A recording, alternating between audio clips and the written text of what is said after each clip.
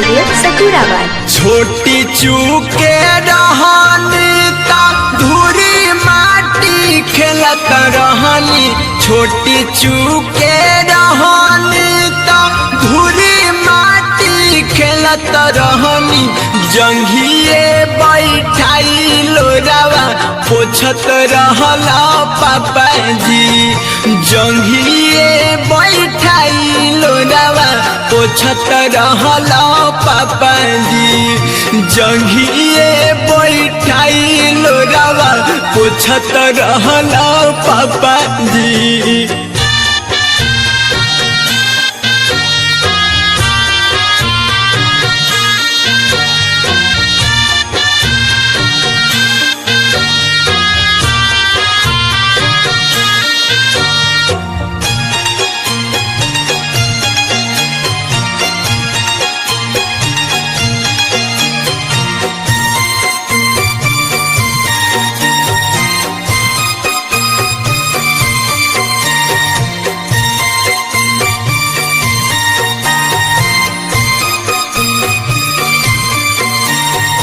अपने ना खैला बाकी हम के खियाइला हो, हम के खियाइला हो, अंगूरी पकड़ी के तू चले के सिखैला, आज काहे दोसरा के हथवा धरैला, अंगूरी पकड़ी हमारा चले के सिखैला।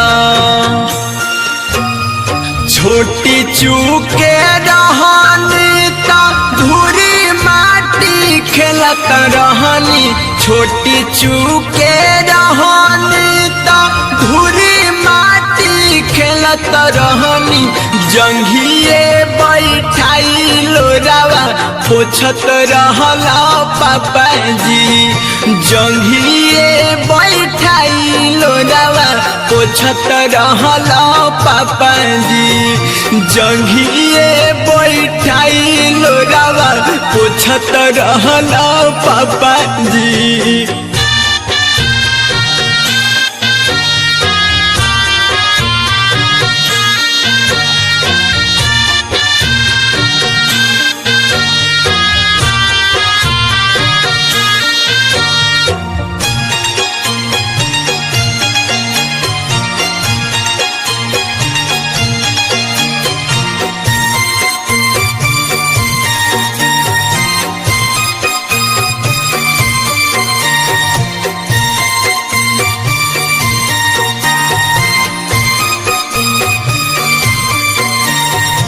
एकी गो बेटी के भार ना उठवला जी, भार ना उठवला जी, दोसरा के घरे काहे भेजला ए पापा जी, धियावा के काहे अपन तेजला ए पापा जी, दोसरा के घरे काहे भेजला ए पापा जी।